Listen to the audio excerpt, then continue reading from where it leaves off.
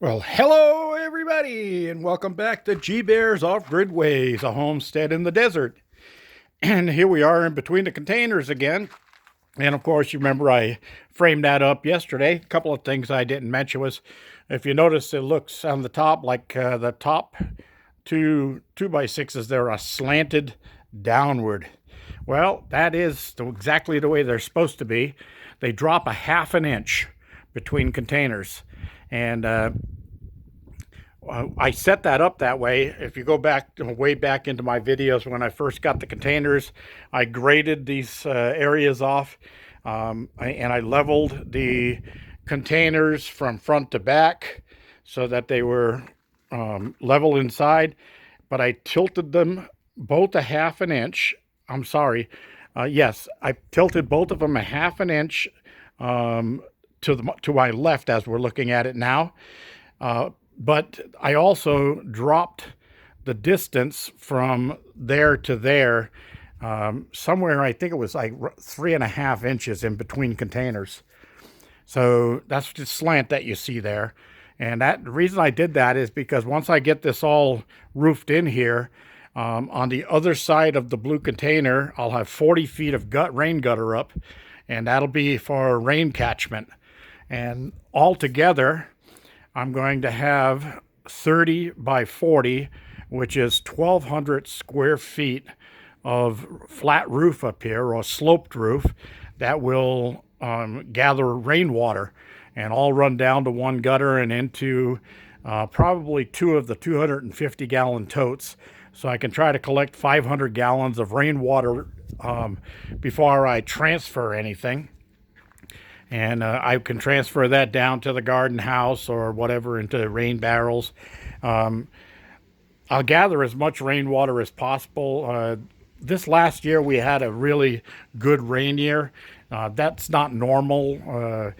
The year before didn't get hardly any rain. I think it was like about 1.5 inches for the whole year. So it goes up and down, but anything. If you take 1,200 square feet and multiply that by 0.6, that'll tell you how many gallons of rainwater I should collect in a 1-inch rain. So from there you can figure for a half an inch rain or whatever. But the formula is 0.6 times the total square footage of your roof area. All right, so that's all done. So here we are, and today I started putting up the fascia board on this side because I had two pieces ready to go laying down here, and they had a little warp in them, but I anchored one side and then tweaked them until I got them into place, and I shot my screws in. Now, right now, all I've got is self-drilling, self-tapping hex head screws in there to hold this in place. And if you look behind them right there, you'll see a little spacer, a wood spacer. That's because at the top, that top beam is 1/4 of an inch out further than what the wall is. And if I didn't put that spacer, then the 2x6 would be on a slant, and I didn't want that. I want to be able to put up my joist hangers, which I have some here. These are 2x6 joist hangers, and these will end up going up there on that fascia, and then my rafters will go across. And I started figuring that out today, and I wrote it down here so I wouldn't forget it. Boy, I've got some money to spend there. 24 2x6x10s, 14 sheets of OSB for the roofing, 28 2x6 hangers, 28 more. I need 400 square feet of tar paper and roof roll, and I need 40 feet of gutter and downspout. And that doesn't even include screws and anchors and things like that. So there's some money involved in there, so I'll have to do this over the summer a little at a time. All right, you see this metal piece up here? That's a jig I made. I drilled 4 holes in the bottom of it. It's a piece of 1.5 by 1.5 angle steel, and it's about 5 inches long. And I use that to align these ends and hold it up while I'm working on this thing. And then I got over here I have a 2x4 crutch, and then this piece right here, I made this with magnets on it. There's 6 magnets on the back side of that, and I stick that right in place so I can rest the board on there while I'm aligning everything and pre-drilling and so forth and so on. And then the crutch, of course, is if there's a warp in the board, I put it with the crown upward so that I fasten one side first, and then I can come over here and put this under the other end of the 2x6 and work it up until I jack it into place, and then I can shoot my screws along the way. Now, once I get them all up, I will be drilling. Each one will get 3 carriage bolts that are going to go right through into the inside of the container, and the carriage bolt head will be on this side. The nuts will be on the other inside the container, and I can lock those down. I have an air ratchet so I can shoot them down. My impact gun will be real fast and easy, but that'll be for extra support and security, so I don't have to worry about a roof ever crashing down on me. And if I have to ever take it apart and move things, take a few bolts out, take a few screws out. The 2 containers are separated, and I can get them hauled away. Of course, I'm not ever planning on leaving here. This is my place. I love it. I love this resort, whatever you want to call it, desert resort, desert oasis as it's going to be. I just love it. All right, so I got that done and covered. I need more materials. That's all the material I had for so far. I got my list inside. I've got some siding I've got to get. I got to get some more 2x4. I got to get some more 2x6 and some hangers and some screws and things like that. So that'll be my next step off. All right, next. Couple of my subscribers who have just moved off grid themselves in northern Arizona, Anya and Carrie, they were telling me they have a problem with flies too. Like I mentioned yesterday, the flies are really bothersome. Well, they also mentioned that they had problems with mice chewing the wires on their solar panels. And I told them that what they should do is put those wires in conduit so you don't have to worry about the mice chewing them. But as far as flies and mouse traps, I'm going to show you the best fly and mouse trap that out there, something I discovered being out here. I get these buckets from one of my old long-time customers from their kitty litter, and I use them. Now look inside of there, and you can see that there is thousands upon thousands of flying insects in there.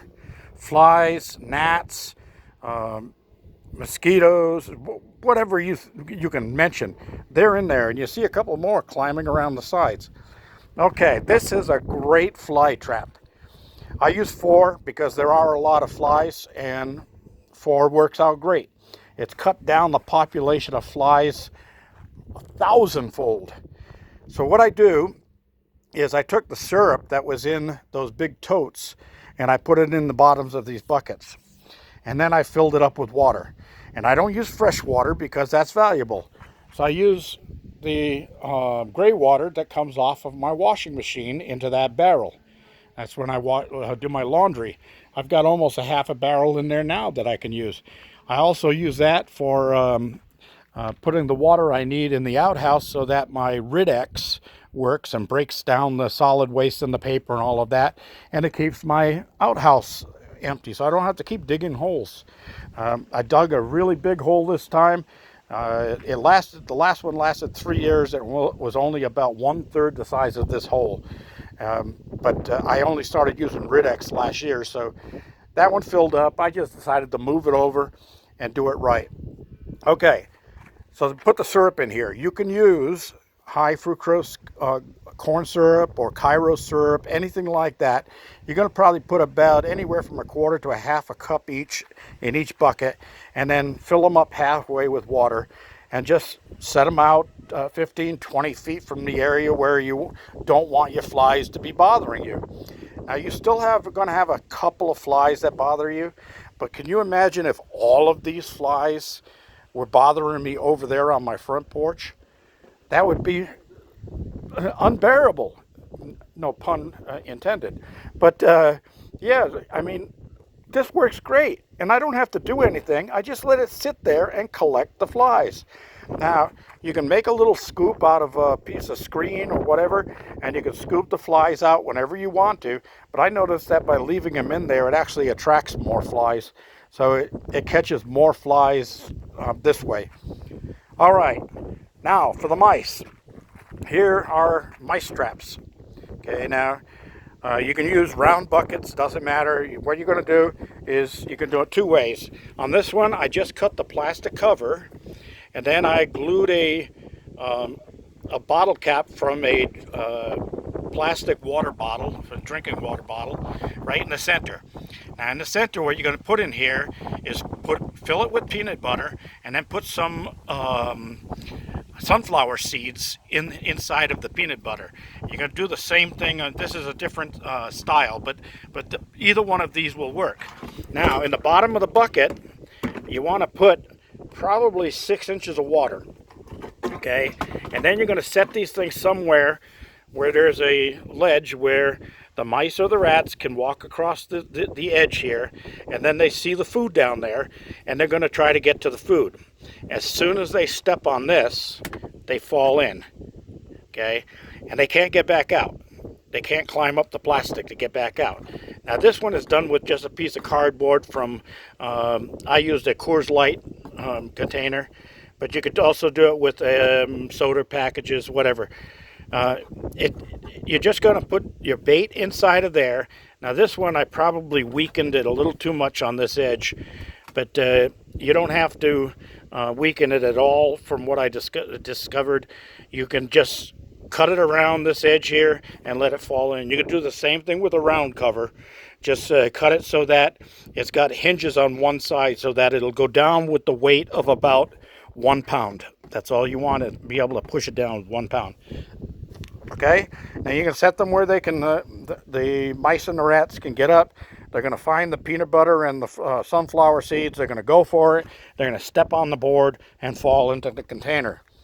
And then you can clean your container out later, feed the coyotes, feed your cats, whatever you want to do.